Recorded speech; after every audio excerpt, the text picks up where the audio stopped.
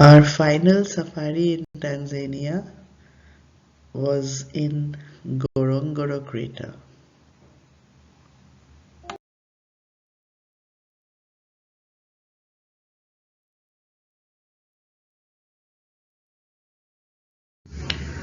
On our final day in Serengeti, we woke up to be treated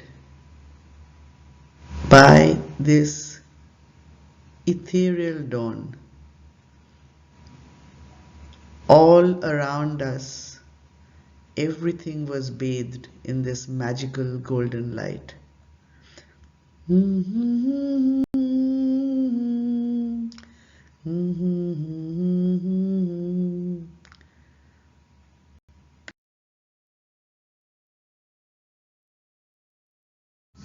Every room in this camp was the name of an animal. Ours was Kiboko, which means hippo in Kiswahili. The early bird catches the worm, or well, an insect.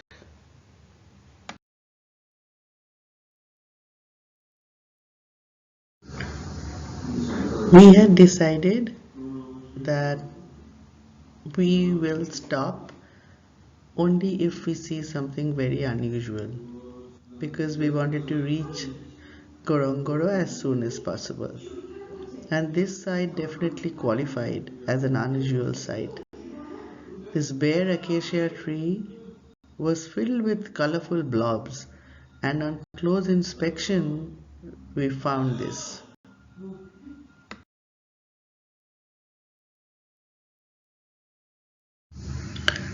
So far, we had seen only a lone hyena, or at most a couple of hyenas trotting along the path. On our last day in Serengeti, we finally got to see a pack. Looked like they were playing with the head of a wildebeest.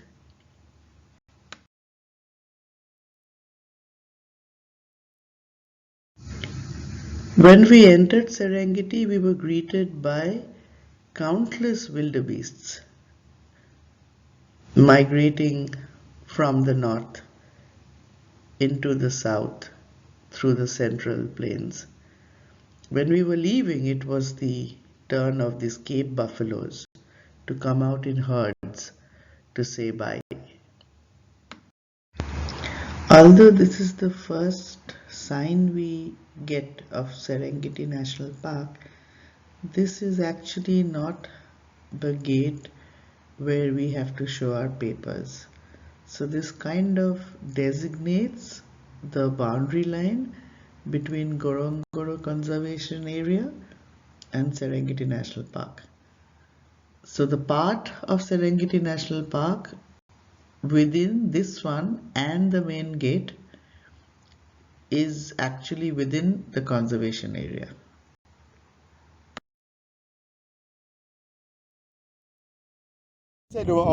This is a pod for whistle acacia. Once this tree, we call it's a whistle acacia. Why we call it's a whistle acacia? Because of this pod. On this pod, as you see, there is a hole. When the wind comes, when it's blow, it's make a noise like a whistle.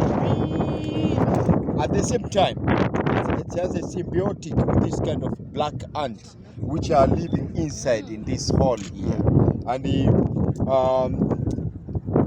why I'm called a symbiotic, because the tree provides a shelter on this black ant. What the black ant prevented the tree to be eaten with a giraffe. Okay. Yeah.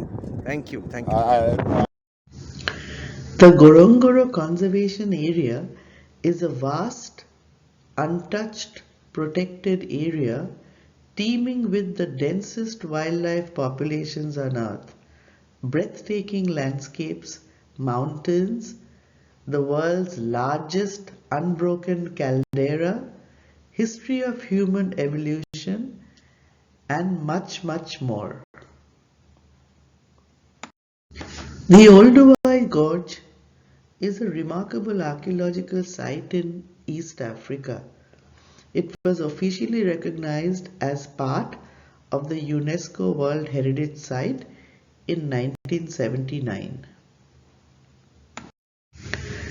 90 meters deep and 48 kilometers long, this gorge was formed when the land shifted and volcanic action created a crack in the earth. Over time, water flowed through the gorge and eroded the rock. This exposed many beds of fossils. The oldest bed is 2.1 million years old and the youngest one is 15,000 years old. In 1931, Louis and Mary Leakey made important discoveries which indicated hominins evolved in Africa. Ngorongoro Conservation Area also includes a 27 long trail of fossilized footprints known as Letoli footprints, made by two hominins about 3.6 million years ago. Mary Leakey's team discovered them in 1978. However, now a new contender in the quest for early hominids was announced in Shad. Although we refer to Ngorongoro as a crater, it's actually a caldera. A crater is smaller, smoother, and conical in shape. A caldera is more like a bowl or a bati because it's formed by the inward collapse of a volcano. Aerial view of the caldera. The small one on the side is a crater. You can see how small and smooth it is.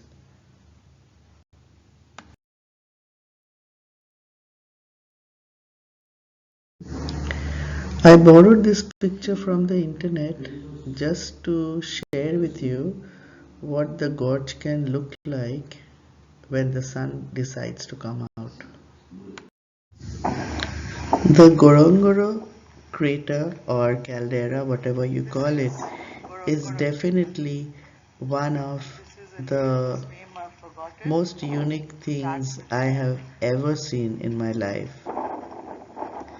The water body you see is Lake Magadi, and it is filled with flamingos, which you will see very soon.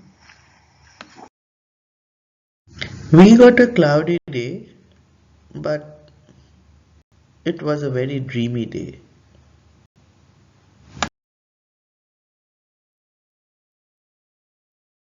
Cloud cover makes the colors very interesting.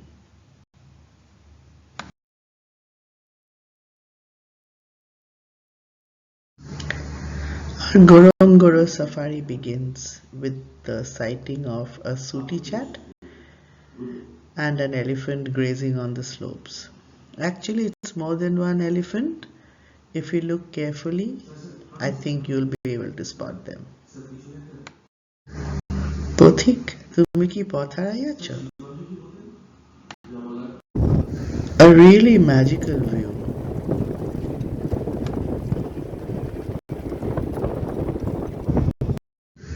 Ngorongoro is a word the Maasai used to term the sound of the bell that's tied around the neck of the lead cow. The bell was used as a sign of presence of the cows and also to tell the speed at which the cows were moving while they were grazing. It makes a grr, grr alarm sound, and it originated from the echo which the hills would get back at them, like the ngr grr sound, as if there's another animal on the other side. And hence they came out with this word to name this area.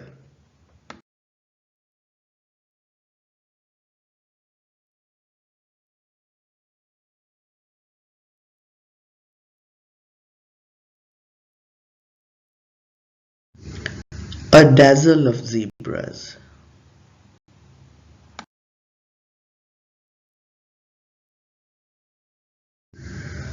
Flamingos like alkaline water because they find their food there.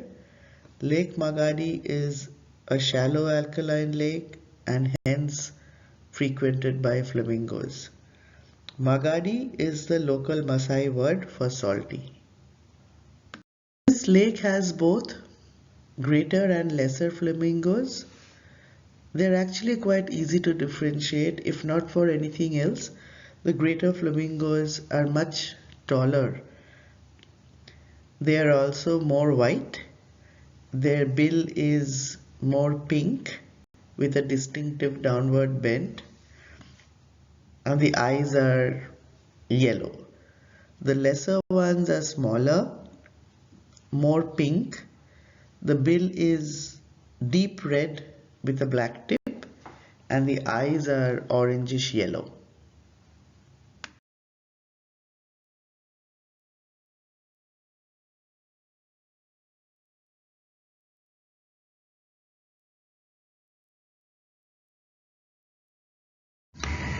Teals, coots, curlew sandpiper, seagulls, greater and lesser flamingos in Lake Magadi.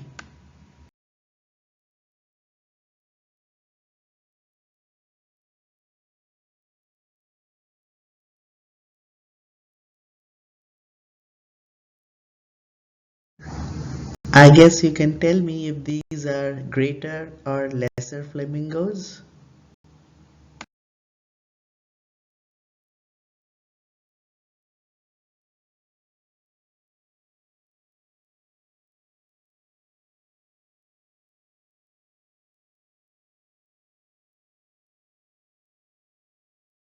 A curlew sandpiper amongst many teals.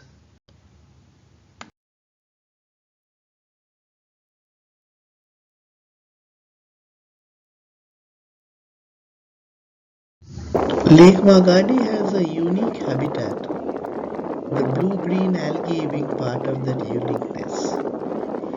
And it is this algae which is the main source of food to the beautiful flamingos. And that is the reason you found them here in Ngorongoro.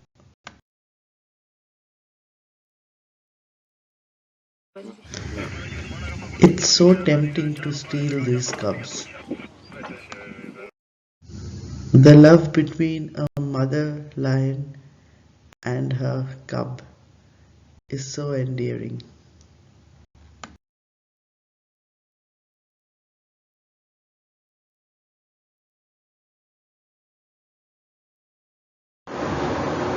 Patience is the most needed virtue in any mother. Since we refused to budge from this scene, this is where we decided to have lunch. So we took out our lunch boxes and kept eating, looking at this heartwarming sight.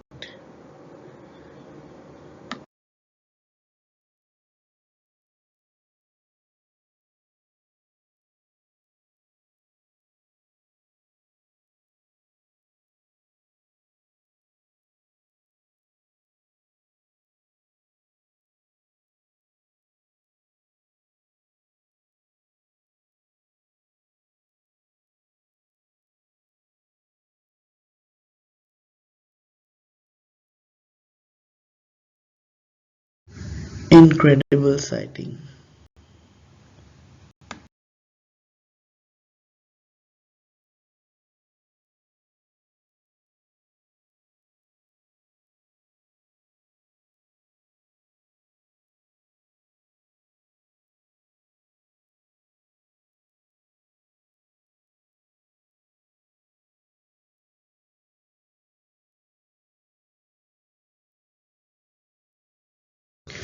For a cub this small, just look how disproportionately big its paw is. And you know it's not a kitten, for sure.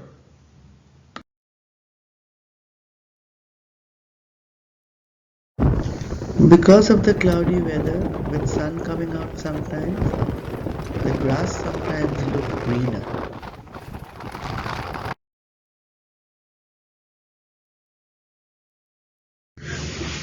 Because of the sun coming in and out and the cloud cover most of the times, the color palette of Ngorongoro Crater changes.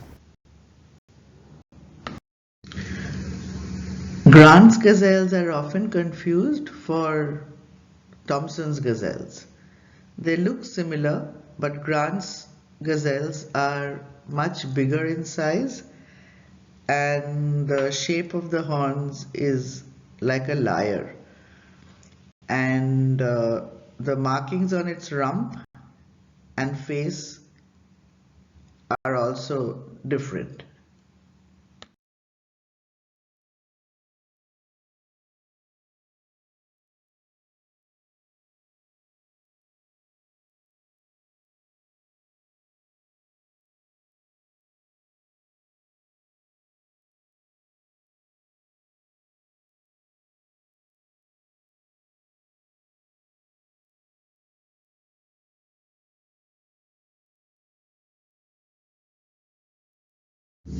Angel's trumpet, quite poisonous.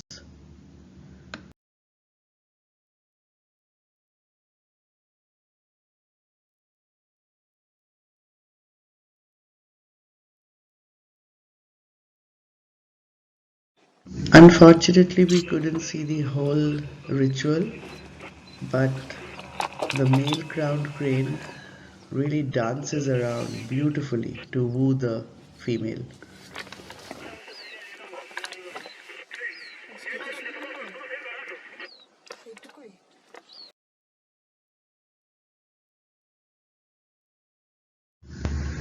The best place to see the endangered black rhino.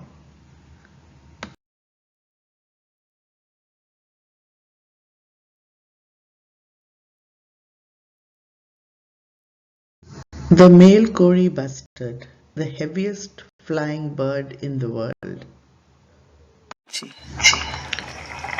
Cory bustards engage in lek mating. All bustards have polygynous breeding habits in which one male displays to attract several females and mates with them all. The displays usually take place in the mornings or evenings, and during this display, the males hold their heads backwards with cheeks bulging, crest is held erect, the bill open, and they inflate their gular pouches, forming a white throat balloon. However, when the chicks hatch, it's only the mothers who look after them. Typical, I guess. If you see the neck of this male, you will see that it is not as inflated as the one that is lecking. That's because he has found a female, and once he's finished mating, he will again put on that show for the others.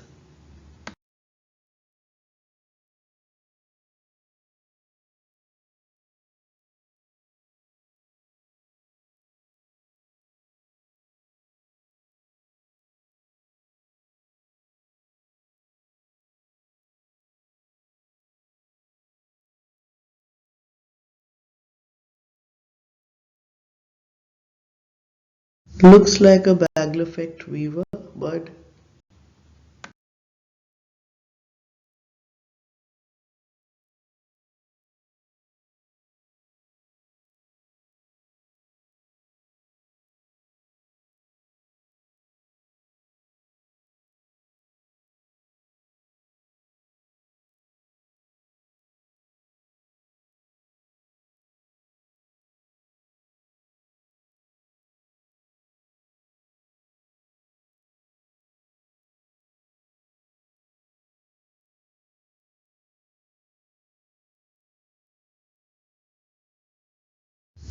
Our last full group picture in Tanzania with Muridi, our driver guide.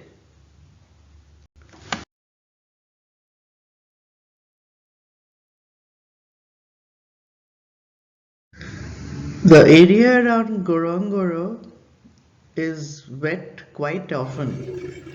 When we passed through Karatu on our way to Serengeti, it rained here the most. And on our return journey also, we found rains here.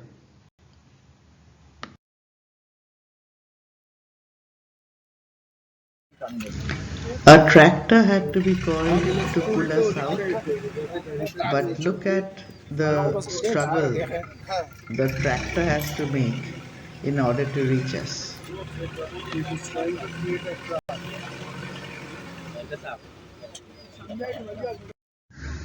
After being rescued by a tractor, we somehow managed to reach the airport on time, only to discover the flight was over 2 hours late. And then we see this, and we were really wondering if we will ever be able to get out of Arusha.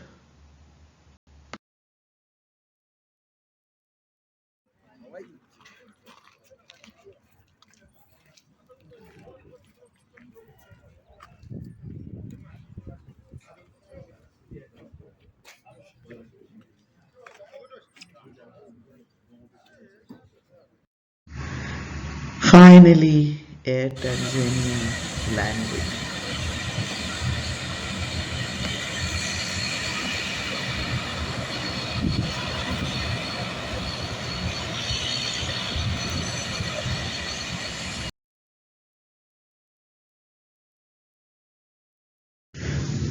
The joy is evident on Abira's face.